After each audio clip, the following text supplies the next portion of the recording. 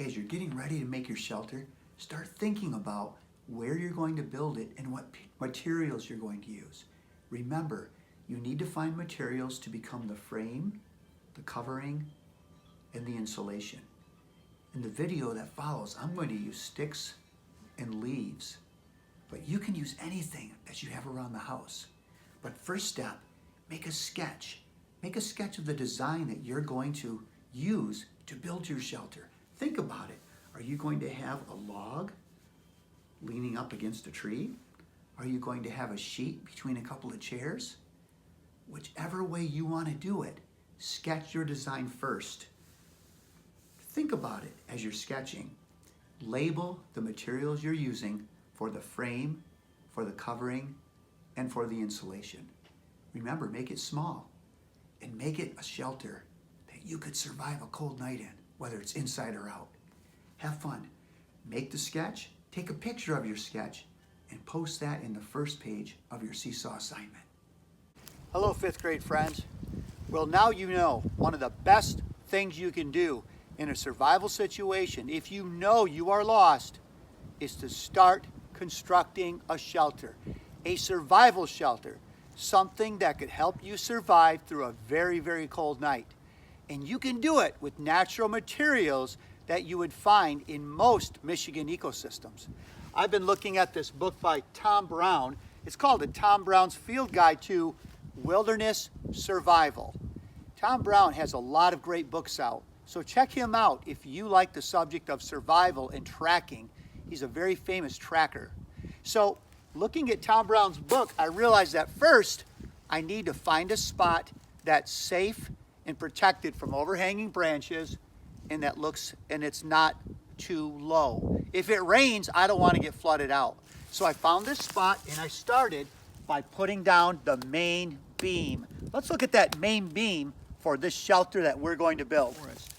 And I found a beam that's fairly straight and it's a little bit longer than I am tall, just a little. Notice that I found a tree that has a crotch in it. It has a Y, and I put the end of it there. This is a pretty strong beam. So if something would fall down on it, it wouldn't crash in on me. So I'm starting with a beam on a slope, and it's not too high, it's not too low, and it's just the right length. Remember, we want to keep these shelters small. Small is beautiful when it comes to a survival shelter. So I checked it out, and I made sure that I could barely fit under this beam. It's just long enough where I could lay down and my feet would go to the end. There's not much room up here. I don't want much space on the ceiling because all of my body heat is going to be pushed up anyway. Remember, friends, you want to trap your own body heat so you will stay warm. Teepee, we're making a debris shelter. So this is step number one. I've got a beam and there's enough space under it for me to lay down. Let's go to step number two. Hey friends, before you choose your site for your survival shelter, look around. You might find that nature has already provided the beginnings of one for you. Here's a tree that fell in my back forest, and I see there's a brush pile here, and I could probably pretty easily make a shelter out of that. There's a brush pile that fell. That would be a natural spot to make a shelter because part of it's already done for me. Look at that brush behind me. I chose a spot in the crotch of a tree because it's a little more common spot that you might find. If you're lost in the Upper Peninsula forest, you might find a spot under a gigantic hemlock or spruce or fir tree, which has natural shelter from the needles of its branches. So think about your surroundings of where you find yourself lost before you even start to construct your shelter. So I've only been at this for a few minutes, and you can see the shelter starting to take shape. I started to build one of the walls on this debris hut. Now, right now, it kind of looks like a lean-to type shelter. Before I put the other wall on and start with the frame, I'm going to add insulation. It's a little trick I learned. Add insulation before you get it constructed. That way it's a lot easier to get the leaves or other soft material inside. Notice I also planned ahead and I collected a lot of sticks I could use for the frame and I put them in a pile.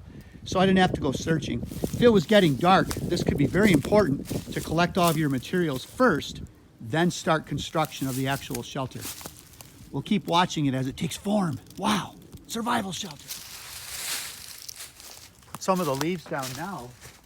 so you don't have to stuff them through the little opening, even if they're a little damp. A nice little bed of leaves in there. Here, do it now. Oh yeah, that's a nice bed of leaves. Yeah, looking good. Well, you can see I'm making progress. I've worked at this for some time now, and now I've got pretty much a frame with some insulation inside. Now I'm going to put a layer of leaves on top, then more sticks. I'm trying to make a really thick wall of sticks and leaves, layered so the wind won't blow them away. I'll keep working on it. Uh-oh, getting dark.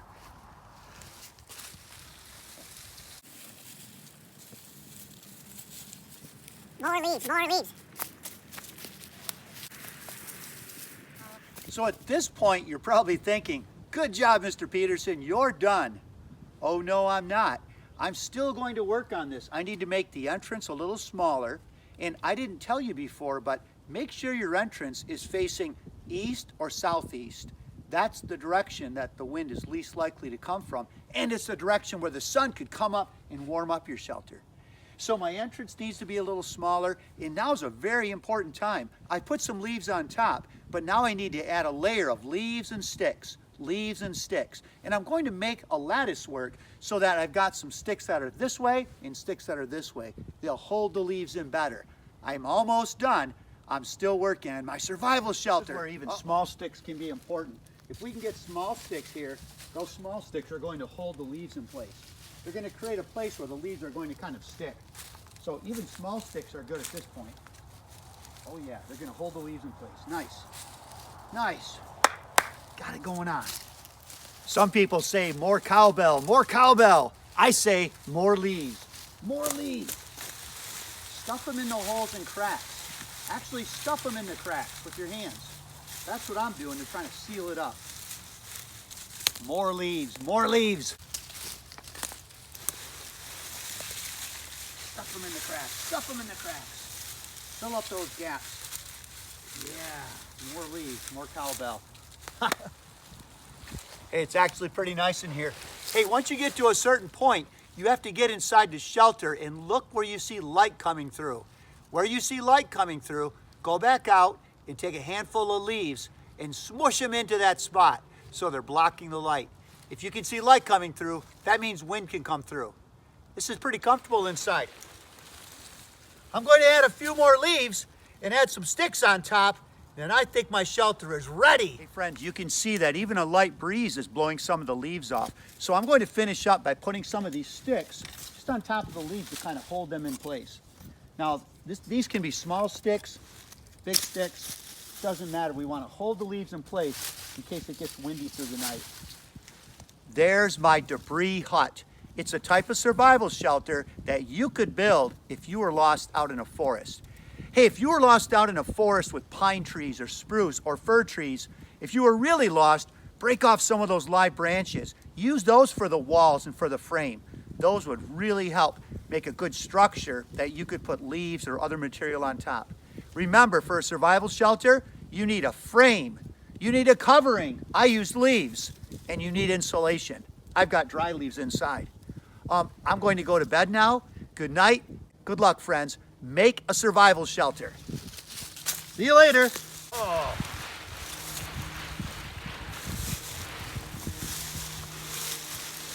Hey, I'm feeling toasty warm, and I'm going to push some of these leaves to the door to kind of block my entrance. If you can, Good night, find friends. a piece of bark or an evergreen branch see you that you tomorrow could use as if a I door make it. to keep some of the heat in and block the wind from coming in. Oh, time to get up. I guess I got to finish the video.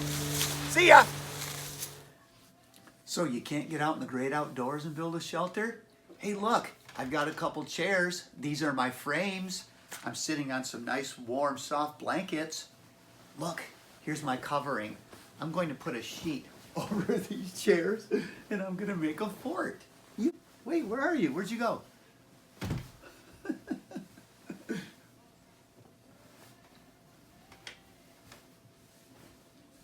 Look at my shelter.